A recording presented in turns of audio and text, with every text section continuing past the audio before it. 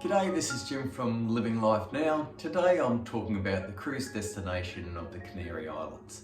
The island of Gran Canaria covers about 1,500 square metres and the capital city of Las Palmas has a population of about 380,000 people, which is approximately half the population of the island. Santa Catalina Cruise Terminal is located in the inner basin of the Port Las Palmas. The cruise terminal can berth 2 large cruise ships and is only 100 metres from the main gate and the bus terminal. Now where the bus terminal is, the ho-ho will pick you up and take you around if you choose, but the city is easily explorable by foot. The good news is it's flat and the beach is close and the old town is in walking distance. With over 50% of the population located in Las Palmas, it's a vibrant city. It has a historical old town in Velgueta that's apparently well worth a visit and also has beach life. Now the promenade along the beach is I think 3.2 kilometres long and easy to stroll, and as I said, the city's flat and easily discoverable by foot. The local currency is euro, and a taxi will cost you about €40 an hour, which is quite reasonable. Now make no mistake, this is a tourist destination. It's a 4-hour flight from the UK, so it's very popular with the British. Now, whilst you're there, you can expect crowds. Basically, the warm weather all year round makes it a great destination any time of year. So yes, be patient with the crowds. In the main tourist areas, they can inflate the price quite significantly, and that's to be expected. Crowds can be an issue, and the over commercialisation of the island is causing a little bit of problem with the locals, but this place is beautiful. You can see why people are attracted to it. Now within the old town you have Santa Ana Cathedral. Now Santa Ana Cathedral was built over 4 centuries. Now as a result of being built over 4 centuries, it has different type of architectural influences. So from Gothic to Renaissance and classic styles. Now just outside the cruise terminal gates you'll have a shopping centre. And there's quite a large shopping centre. All the major brands and shops are in there, so if you want to get your shopping centre fill, if you're missing shopping centres, you can lob in there and have a bit of a wander around. So if you want to explore beyond the main city of Las Palmas, there's lots of options here. Approximately 1 hour's drive south along the east coast will get you down to the southern resorts and the southern beaches. Now, you've got a few to choose from here, or you can go visit a couple if you want the traditional Spanish resort holiday experience. Puerto de Morgan is also well worth a visit. It's a little resort town with a stunning harbour and marina and a beautiful beach. They call it Little Venice of Gran Caneria. Down the bottom of the island you have Las Palmas dunes. Now they're famous dunes that resemble a desert, but you have the beach nearby and a resort nearby, so it's a nice place and very popular with the tourists.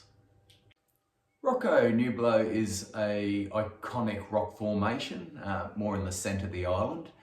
Now once you get up there by taxi or by bus tour, there's a 5-kilometre round loop that will take you up to the rock formation and provide you with stunning views over the island.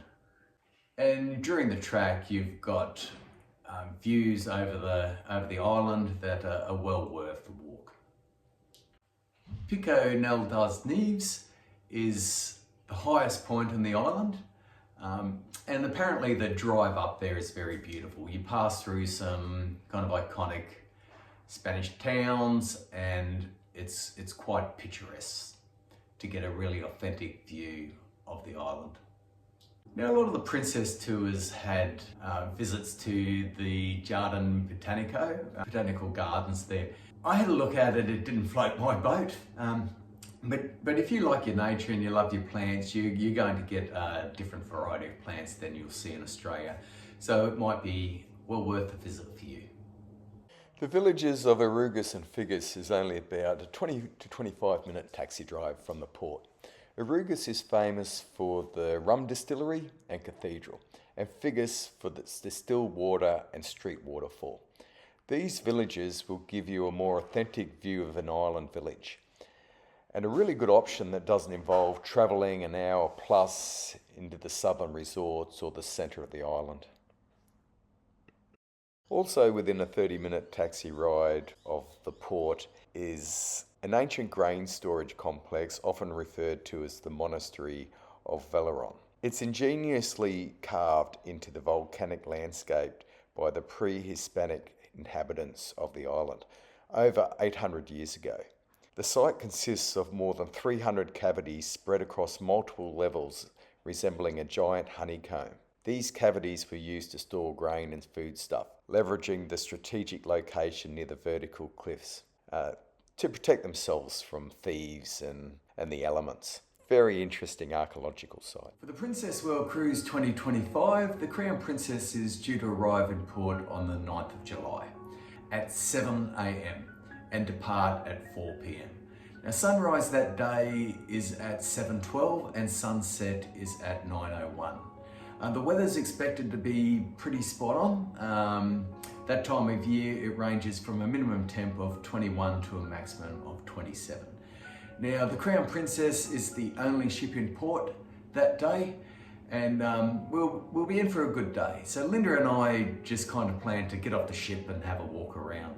We'll walk along the promenade, we'll have a general walk through the old town and get our bearings. Now, later on in the day we might jump in a taxi and head out to Figus or the rum distillery or whatever, or even those caves looked all right, the archaeological site. But we probably won't go to the southern resort beaches, and we'll probably stick to the north of the island, being our first time there. Anyway, I hope you enjoyed this. If you did, give it a thumbs up. If you didn't, well, sorry for wasting your time, and yeah, we'll see you next time. Uru. Oh, P.S. There's a local dish there called the Farton. Comes straight out of a Dutch oven, and apparently the smell lingers a bit. But maybe the men on the cruise ship can all get their fart on and bring it back to the ship, share with their wives. Uru.